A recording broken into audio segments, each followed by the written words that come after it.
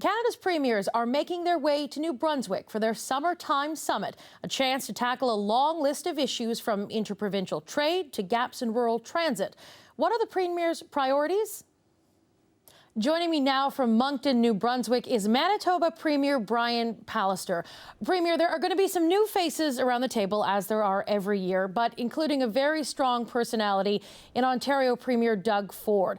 How does it change the dynamic with you gaining a Conservative ally at the table? Well, it's a great question. I guess we'll have to wait and see. I look forward to getting a chance to know the new Premier better, as I do look forward to having a chance to renew acquaintances with returnees at these meetings. And I think the important thing here is to make sure we focus on a few key issues that will be of benefit if we can get behind one another and work together to Canadians. That's been the key purpose I've dedicated myself to at each of these meetings, and I think it's important that we make progress on several files.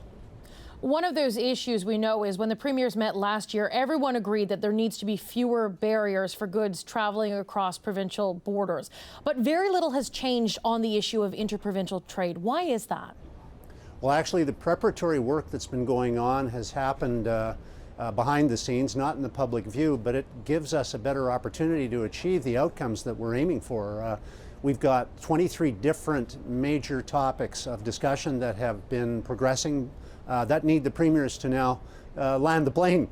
We need to focus on those things like transportation policy, business regulation, worker safety issues, meat processing, obviously the well-publicized transport of alcoholic beverages across borders. There are opportunities for us to get the barriers out of the way and improve the GDP of our country to the benefit of all Canadians, and we need to focus on that. This is the Premier's opportunity, and I think we have to land this plane. So what are you going to do to land that plane, as you say? What are you going to do to make sure some of those barriers start coming down? Well, what I did at the last meeting and the one before, I'll continue to stay focused on this. I've already spoken to 3 other premiers and we've just arrived an hour ago. I'll continue to lobby on this as a high priority because, look, we all see the challenges that Canada is facing right now with tariffs, new tariffs that have real dangers to Canadian people, Canadian workers, Canadian families, and we also see the importance of NAFTA. I think Canadians are well positioned to understand that we're a trading country and we can compete, but we need those opportunities. We need to step up and demonstrate that we understand how important it is within the Canadian family to get barriers out of the way. And to be consistent, I think that's important, but also because we can elevate the standard of living for Canadian workers and we can give Canadian purchasers of goods and services better options at lower prices. We should be doing that. Do you think that there is a new sense of urgency around this issue that will force premiers to act to tear down some of those barriers? Is there a new sense of urgency there? I think that's a great observation. I think you're right. I think that Canadians are understanding the threat to our economy from international pressures, and they want us to do everything we can to get the national economy working. And we're a Canadian family, and we deserve the chance to turn the tap on the possibilities of trading with in an unrestricted manner with one another. We do that, then we have a great opportunity to uplift the options for Canadian purchasers, give Canadian job opportunities a boost, and I think make sure that we are demonstrating our belief that free trade is a smart and intelligent way to go about growing your economy and helping other economies around the world grow as well. Elected Indigenous leaders are not meeting with premiers again this year. Do you have any concerns about this? I have limited concerns. I respect the choices of the Indigenous leaders, but I also understand that I have had meetings with each of the organizations that are not here. I do value the input that we receive at these meetings from Indigenous leaders, and several are participating. And I think most premiers would say the same thing. We're committed to reconciliation. We want to continue the dialogue. We're committed to doing that in whatever forum that may benefit Canadians. But by not having those elected groups there, do you not think that perhaps the format of the Council of the Federation needs to change to allow that voice to be at the table? Well, there's quite a history, I understand, that certainly predates my involvement at these meetings where not just Indigenous leaders but provincial premiers have chosen not to come, to leave early, to arrive late for various reasons. I'll just leave that to it. I'll say this, though. the people who are here will benefit from the meeting, and I'm committed, and I know others are as well, to making sure that Canadians benefit from the meeting. I would say to our Indigenous leaders that this may be a lost opportunity for them, but other opportunities will present themselves, and so I accept their decision and respect it.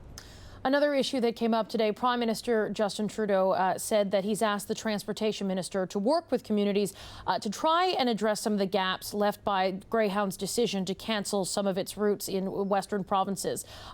What are your concerns? Have you had any outreach yet from the Transportation Minister?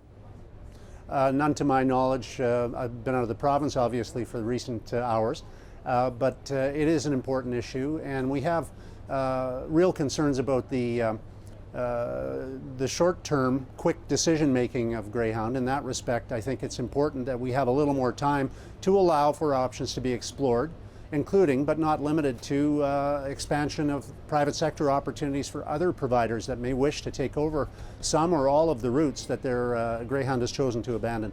Would you be willing to subsidize those groups if they were willing to provide the services?